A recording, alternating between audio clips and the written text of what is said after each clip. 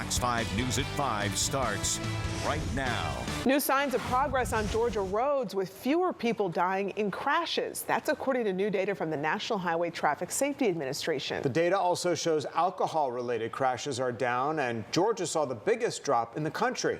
But even with that progress, people are still dying, and distracted driving remains one of the deadliest threats. Fox 5's Tyler Fingert at the live desk with the night's new details. Tyler? Yeah, Tom, good evening to you. While there are signs of progress on Georgia roads, officials say far too many people are still dying, often from preventable decisions. I spoke with a father who turned a personal tragedy into a mission to make sure others don't have to live through the same loss.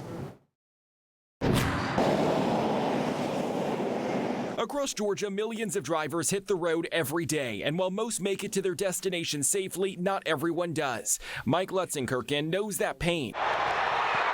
His son Philip, a former Auburn football player, died in a crash near LaGrange in 2014 after a day of drinking with friends.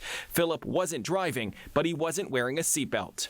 Philip was found 15 feet from the vehicle by first responders. Philip's family created the Lutzie 43 Foundation to turn his loss into a mission, working to prevent other families from experiencing the same pain.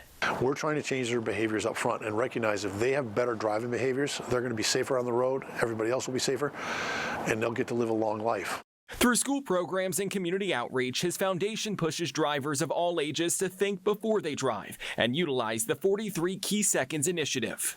We came up with a checklist that said before you start your vehicle, again, no matter what your experience is, what you're driving, where you're driving, when you're driving, is you ask yourself to have a clear head, clear hands, clear eyes, and then we tie into the 20-year program called Click It or Ticket.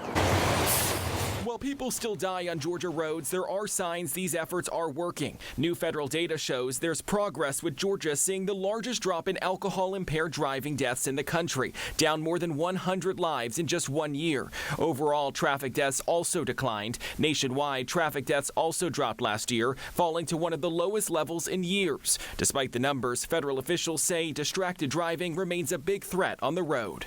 Distracted driving is 100% preventable, yet too many people give the road far less than 100% of their attention. A single split-second decision can change lives forever. For Philip's dad, his loss is now a message that could save lives. This extends Philip's legacy and the impact we're having people through Philip.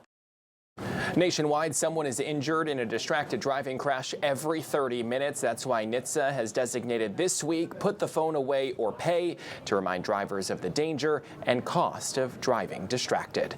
At the live desk, Tyler Fingert, Fox 5 News.